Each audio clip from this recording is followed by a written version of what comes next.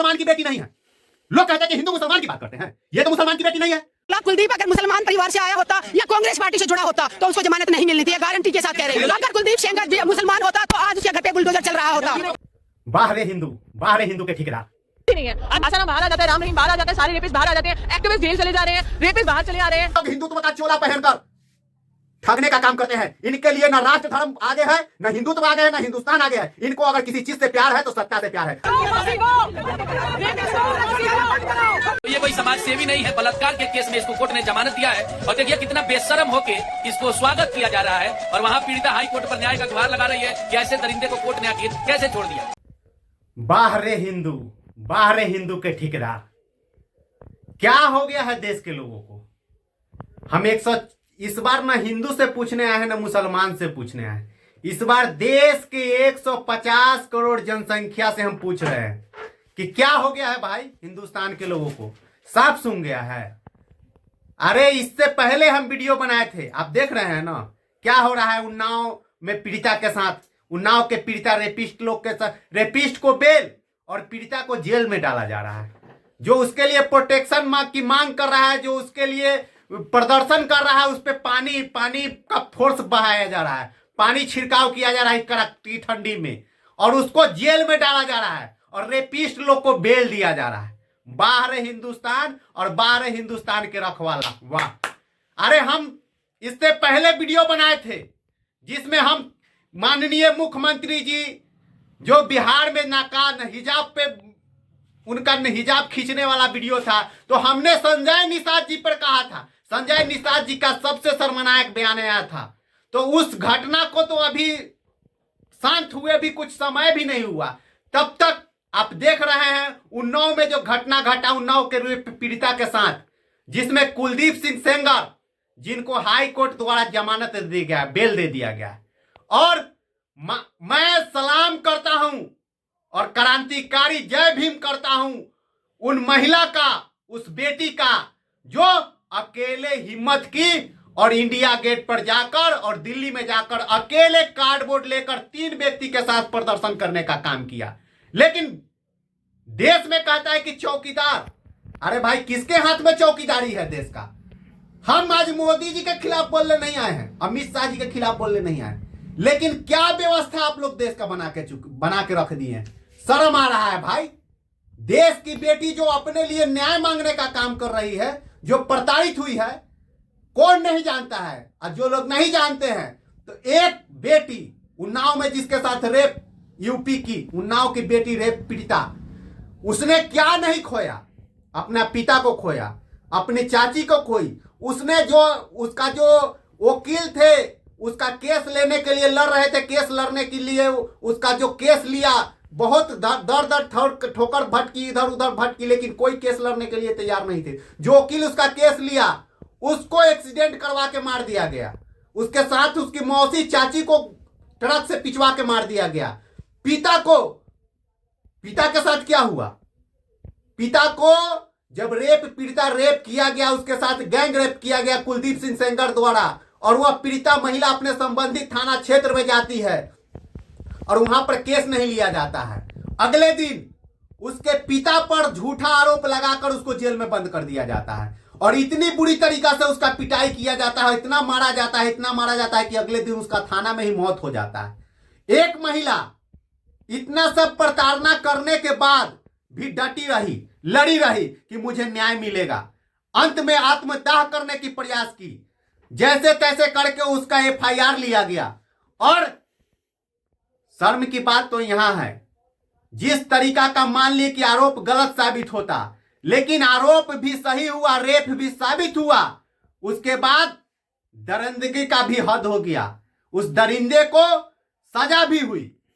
और आज क्या? आज उसे जमानत मिल गया, बेल मिल गया, उसे जमानत दे गया। और जो महिला के साथ रेप हुआ, जिसका पिता मरा, उसके सर से उसके पिता का साया खत्म हुआ, उसका चाची मरा, भौजाई मरा, और उसके जो वकील थे उसको ट्रक चढ़ा के मार दिया गया गाड़ी से।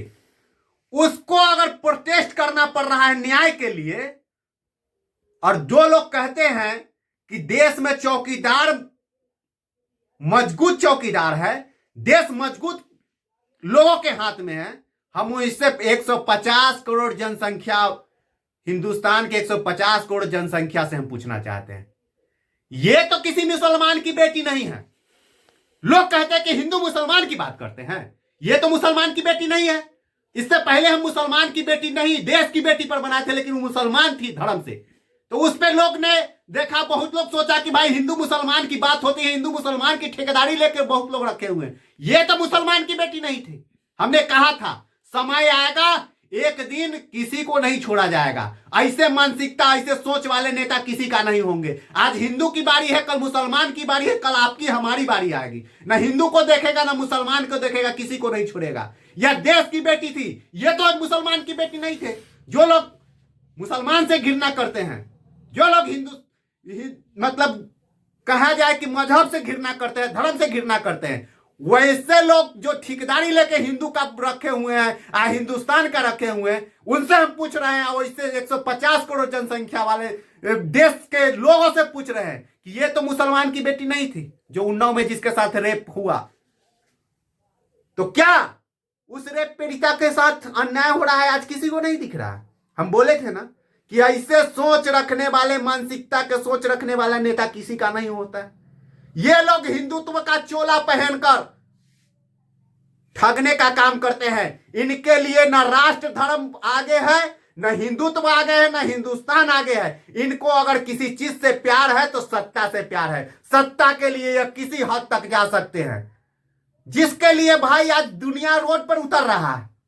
दुनिया को मतलब रेपिस्ट को बेल देकर जो लोग उसके प्रदर्शन, उसके हित में कर रहा है, उस रेपिस्ट को फांसी देने की मांग कर रहा है, सजा देने की मांग कर रहा है, उस पर पानी का बौछार किया जा रहा है इस ठंडे के दिन में, उसको प्रशासन कर रहा है कि आपका अधिकार नहीं है प्रदर्शन करने का। अरे मतलब रेपिस्ट को अधिकार है बेल देने का, रेपिस्ट को अधिकार है खुला घूमने का, लेकिन उसके खिलाफ किसी को अधिकार नहीं है कि उसके खिलाफ प्रदर्शन कर सके, उसके साथ खिलाफ आवाज उठा सके। रेपिस्ट को बेल दिया जाएगा, उसके खिलाफ जो प्रदर्शन किया करेगा उसको जेल भेजा जाएगा। अरे भाई, हम कानून व्यवस्था पर सवाल नहीं उठा रहे हैं, क्योंकि बाबा साहेब बोले थे संविधान बनाते वक्त, जब उनसे संविधान की सफाई मांगा गया तो वो बोले थे कि संविधान कितना भी खराब क्यों ना हो, इसे चलाने वाला बेहतर होंगे तो अंततः यह बेहतर साबित होगा, और संविधान कितना ही अच्छा क्यों ना हो, अगर इसे चलाने वाला गलत होगा तो यह संविधान अंततः गलत साबित होगा। तो मैं संविधान पे, बाबा साहेब ने सबको सब धर्मनिरपेक्ष राष्ट्र बनाकर सबको समानता का अधिकार दिया, लेकिन उन्होंने कह दिया था कि जो चलाने वाला होगा उस पर निर्भर करेगा कि संविधान को किस दिशा में लेके जाएगा, कैसा साबित करेगा। और आज दिख रहा है, और लोग कहते हैं कि मजबूत हाथों में देश है। क्या हाथ में देश है देख रहे हैं। और यह यूपी वाले हम बाबा से पूछना चाहते हैं, बुलडोजर बाबा योगी आदित्यनाथ जी से, आप तो बुलडोजर चलाने में आगे हैं बाबा जी। कुलदीप सिंह सेंगर के घर पे बुलडोजर चला, क्यों नहीं चला? अरे क्यों नहीं चला? इसलिए नहीं चला कि वो आपके बिरादरी के हैं। हम बिरादरी पर सवाल नहीं उठाना चाहते थे, नहीं उठा रहे, अभी भी नहीं, क्योंकि वह रेपिस्ट है, वह कहिए कि अपराधी है तो उसका कोई जात नहीं होता। हम बार बार बोलते हैं अपराधी का कोई जात नहीं, लेकिन आपके मानसिकता में आया होगा कि वह हमारे समाज का लोग है।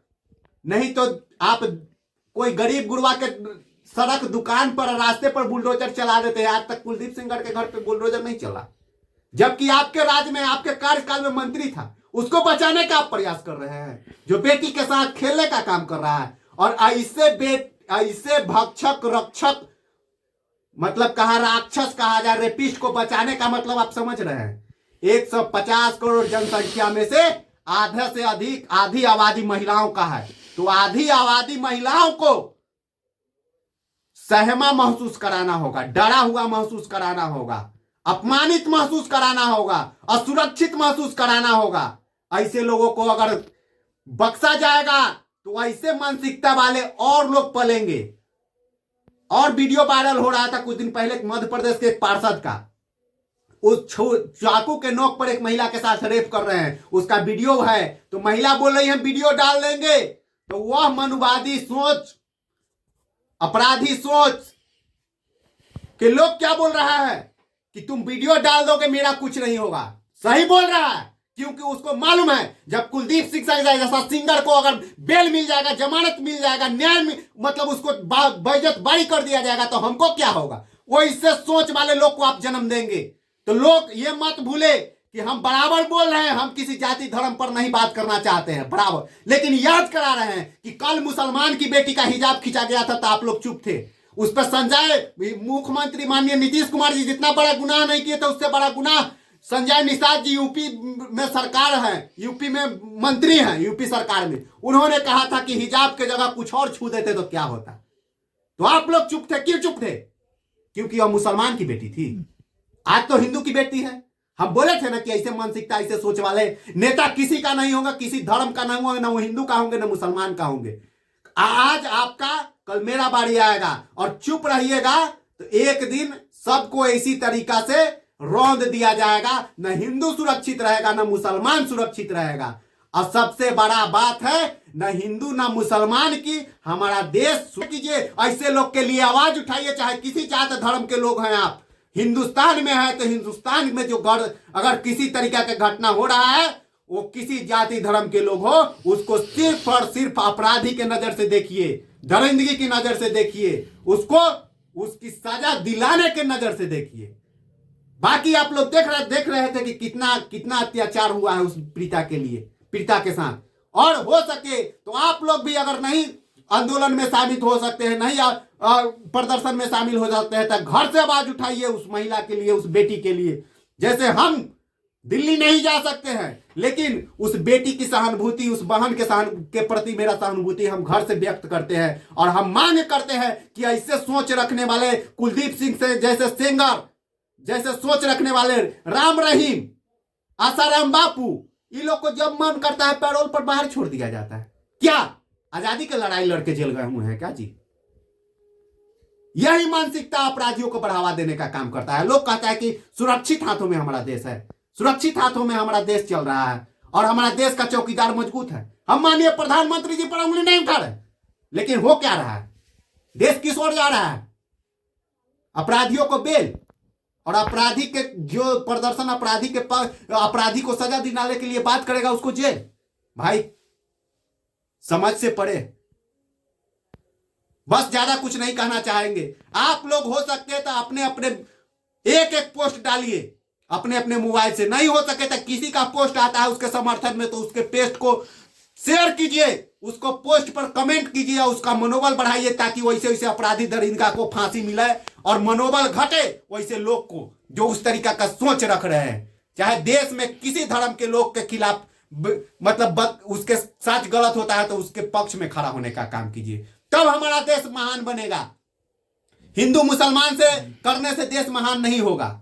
और धर्म निरपेक्ष राष्ट्र है, हमारा राष्ट्र भी सिखाता है कि हम अपने धर्म को मानते हैं तो दूसरे धर्म का भी सम्मान करना सीखे, तब हमसे कोई लोग जुटेगा। अरे आप पहले ही मन में बना लीजिएगा कि मुसलमान है तो आपके साथ कहां से उस तरीका से आपके साथ व्यवहार करेगा। आप तो उसको पहले ही छांट के भगा रहे हैं कि मुसलमान। हिंदू मुसलमान कुछ नहीं है, सब हमारे देश के नागरिक है और उसको उसका सम्मान दिलाइए, उसका अधिकार दिलाइए, आपके साथ खड़ा होगा। जय हिंद, जय भारत, जय संविधान, जय भीम।